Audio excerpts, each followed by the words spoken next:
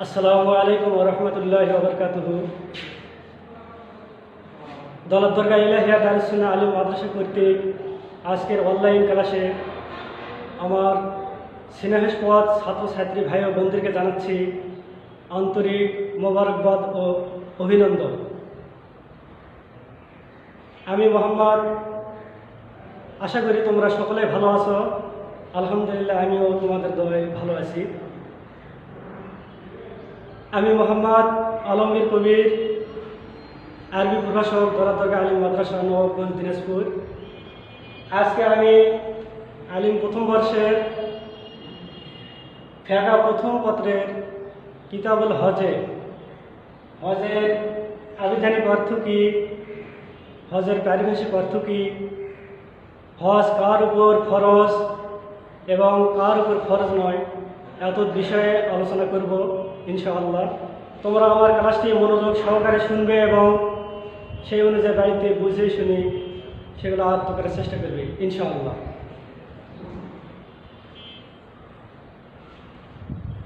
হাদিসে এসেছে, বুনিয়াল ইসলাম খামসুন শাহাদাতু আল্লা ইলাহা ইল্লাল্লাহু ওয়া আন্না মুহাম্মাদান আবদুহু ওয়া রাসূলুহু ওয়া ইকামাস সালাত ওয়া ইতাইজ যাকাত আল হজ্জ ফি শাওয়াল রমজান। আমরা আলোচ্য হাদিস থেকে স্পষ্টভাবে বুঝি যে ইসলামের বুনিয়াদ বা স্তম্ভ হল পাঁচটি: কালেমা, নামাজ, রোজা, হজ ও যাকাত। তন্মধ্যে ইসলামের পঞ্চম ভিত্তির মধ্যে চতুর্থ ভিত্তি হল হজ। এ হজ সম্পর্কে আল্লাহ তাআলা বলেন, ওয়ালিল্লাহি আলান নাস হিজ্জুল বাইতি মান ইসতাতা ইলাইহি সাবিলা। আল্লাহ তাআলা বলছেন কোরআন মাজিদে, আল্লাহ তাআলা যাদের সামর্থ্যবান করে রেখেছে তারা যেন এই পবিত্র কাবা ঘরে অবশ্যই জিয়ারত করে। আজকে আলোচনার প্রারম্ভে আমি যাচ্ছি হজের আবিধানিক অর্থ, মাআনিল হজ্জের লুগাতান। হজের আবিধানিক অর্থ কী সেগুলো তোমরা ভালোভাবে শুনবে এবং আমি ব্ল্যাকবোর্ডে লিখে দেবো, তোমরা বাড়িতে পারলে সেগুলো লিখে বারবার মুখস্থ করার চেষ্টা করবে। মাআনিল হজ্জে লুগাতান, হজের আবিধানিক অর্থ। হজ শব্দটিকে আমরা দুইভাবে পড়তে পারি। এক নম্বরে হলো হজ শব্দটির হা বর্ণে জবর যোগে, যেমন আল হজু আশহুরুল মালুমাত, তখন শব্দটি বাবে নাসারা আনসুরের মাজদার হবে। আর দ্বিতীয়ত আল হজ শব্দের হা বর্ণে জের যুগে হজ পড়া, যেমন আল্লাহ তাআলা বলেন, ওয়ালিল্লাহি আলান নাস হিজ্জুল বাইতি মান ইসতাতা ইলাইহি সাবিলা, তখন শব্দটি এসএম হবে। তবে এখানে উভয় কেরাতে পড়া যায় বে ফাতহিল হা, হা শব্দের উপর জবর যোগে পড়াটা এখানে অধিক সুইটেবল, অধিক প্রচলিত। নিম্নে আমি হজের আবিধানিক অর্থগুলো বলে দিচ্ছি এবং লিখে দিচ্ছি ব্ল্যাকবোর্ডে। তোমরা আমার সাথে সাথে সেগুলো বাড়িতে খাতায় লিখে রাখতে পারো।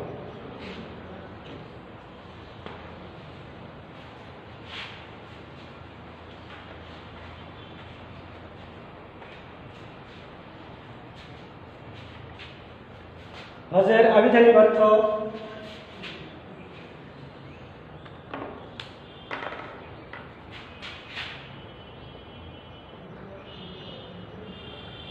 আল কাসদু বা ইচ্ছা করা, আল ইরাদাতু, আল ইরাদা সংকল্প করা, আজ জিয়ারত বা সাক্ষাৎ করা,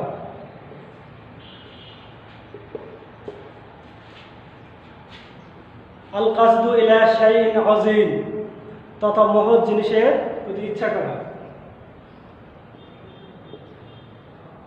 আল কাসদু কুল্লু শাইইন আযীম।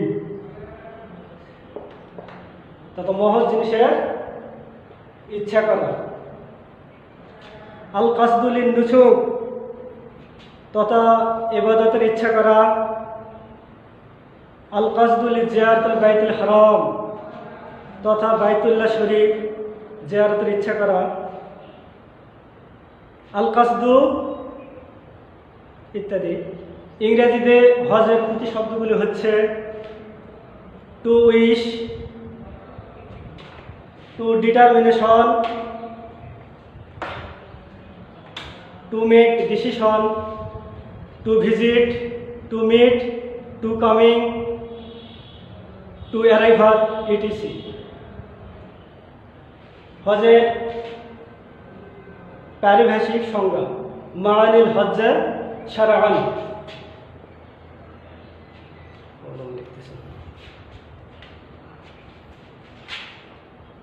মাআনিল হজ্জ শারআন। হজের পারিভাষিক সংজ্ঞা। হজের পারিভাষিক সংজ্ঞার বিষয়ে ইমামগণ, ফকিহবিদগণ অনেক সংজ্ঞায় সংজ্ঞায়িত করছেন, সেগুলো আমি এখন তোমাদের সামনে উপস্থাপন করছি। হজের পারিভাষিক সংজ্ঞায় কাউলু সাহিব শরেল বেকায়া শরে বেকায়া গ্রন্থের টিকাকারের মতে হজের পারিভাষিক সংজ্ঞা হল আল হজ্জু হুয়া জিয়ারতুল মাকানিন মাখসুস ফি জামানিন মাখসুস, অর্থাৎ নির্দিষ্ট সময়ে নির্দিষ্ট স্থান জিয়ারত করাকে হজ বলা হয়। হজের দ্বিতীয় সংজ্ঞায় সংজ্ঞায়িত করছেন কাউল সাহিবু কামুসুল ফিকহি।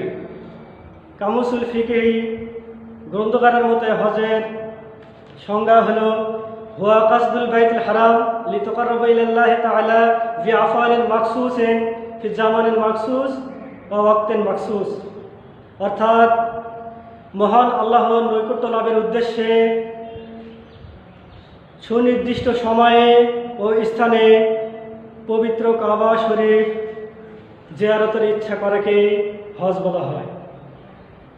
তানজিবুল আসতাদ গ্রন্থকারের মতে হজের সংজ্ঞা হল আল হজ্জু হুয়া কাসদু ইলা জিয়ারতুল বাইতুল হারাম আলা ওয়াজহি তা'যীম বিআফআলিন মাখসুসাতিন ফি জামানিন মাখসুস, অর্থাৎ নির্দিষ্ট সময়ে নির্ধারিত নিয়মে সম্মানিত কাবা ঘর জিয়ারতের ইচ্ছা করাকে হজ বলা হয়। হজের সংজ্ঞা আরও বলেছেন কাউলা আল্লামা ইবনে হুমাম হুয়া কাসদুল ইলাল বাইতুল আদাই রুকনুল আযীম, একটি মহান ফরজ আদায়ের উদ্দেশ্যে কাবা শরীফ জিয়ারতের ইচ্ছা পোষণ করাকে হজ বলা হয়। কেউ কেউ বলেন Hajj means making the pilgrimage to Mecca.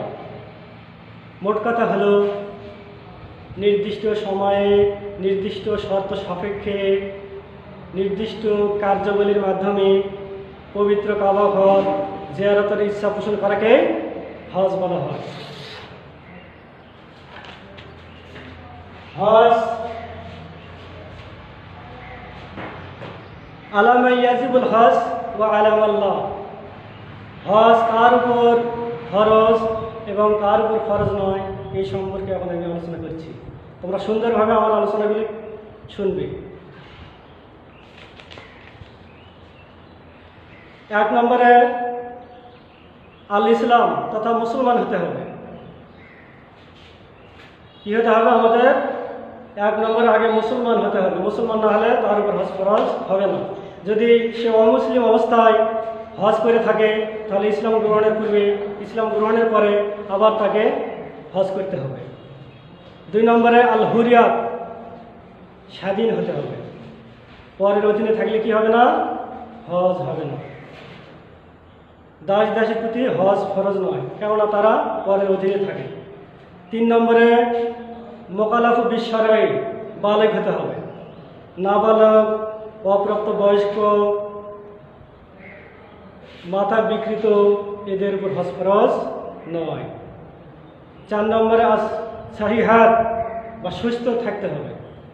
হজ করার পূর্ব শর্ত হলো স্বাস্থ্যগতভাবে তাকে মেডিকেলে কি করতে হবে, তাকে অবশ্যই মেডিকেলে সাকসেসফুল হতে হবে, মেডিকেলের উপর তার ভালো হতে হবে, তা নাহলে সে হজ করতে পারবে না।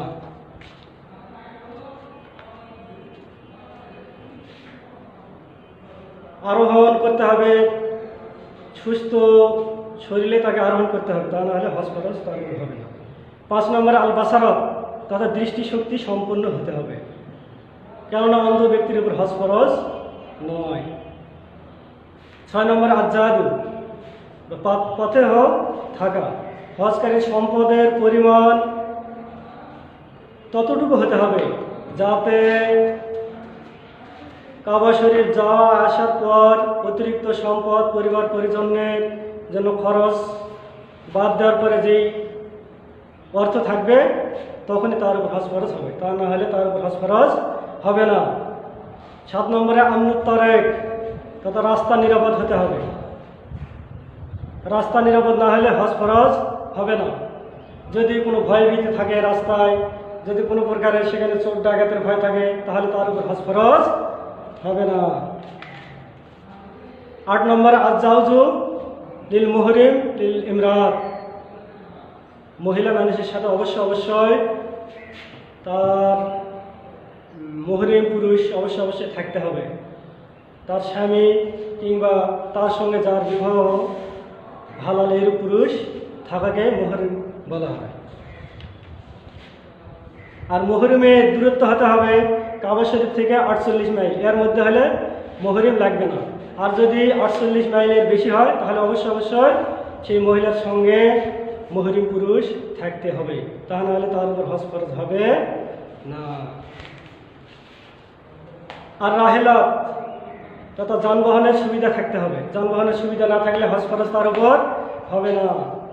10 নম্বরে আকেল, জ্ঞানবান হতে হবে, পাগলের উপর হজ ফরজ নয়।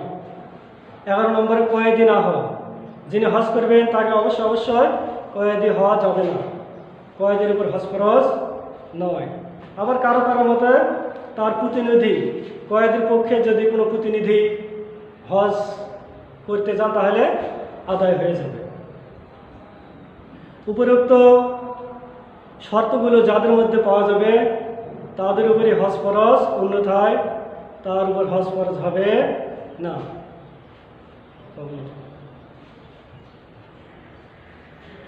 আজকের আলোচনা প্রায় শেষ পর্যায়ে, মোটামুটি তারপরে আমি আরেকবার তোমাদের ক্লাসটি আবার রিপ্লাই করতেছি, তোমরা আবার আরেকবার শুনবে। হজের আবেদন করতে হলো ইচ্ছা করা, সংকল্প করা, জিয়ারত করা, মহৎ জিনিসের ইচ্ছা করা, আগমন করা ইত্যাদি। আর হজের কাহাকে বলে কিছুক্ষণ আগে আমি বলে দিলাম, আবার বলতেছি, আল্লাহর নৈকট্য লাভের উদ্দেশ্যে সুনির্দিষ্ট শর্ত সাপেক্ষে সুনির্দিষ্ট সময়ে ও স্থানে কাবা শরীফ গমন করাকে হজ বলা হয়। হজ কার উপর ফরজ, কার উপর ফরজ নয়, সেগুলো আমি বলে দিলাম। আশা করি তোমরা আমার এই ক্লাসটি ভালোভাবে দেখেছো, ভালোভাবে বাড়িতে আবারও পড়বে, এই করোনাকালীন সময়ে বাড়িতে ভালোভাবে লেখাপড়া করবে, এগুলো আয়ত্ত করার চেষ্টা করবে, স্বাস্থ্যবিধি মেনে চলবে, কমপক্ষে 20 সেকেন্ড সাবান দিয়ে হাত ধুতে হবে, সামাজিক দূরত্ব 3 ফুট আমাদেরকে দূরে থাকতে হবে। স্বাস্থ্যবিধি মেনে তোমরা বাড়িতে ভালোভাবে সুরক্ষিত থাকবে, এই কামনা রেখে, এই দোয়াবাদ ব্যক্ত রেখে এই করোনাকালীন সময়ে তোমাদেরকে আবারও আমার এই ক্লাসটি দেখার জন্য আবারও অনেক ধন্যবাদ, মারহাবা দিয়ে আমি আজকের ক্লাস এখানেই ইতি টানছি। আল্লাহ হাফেজ। আসসালামু আলাইকুম ওয়া রাহমাতুল্লাহ।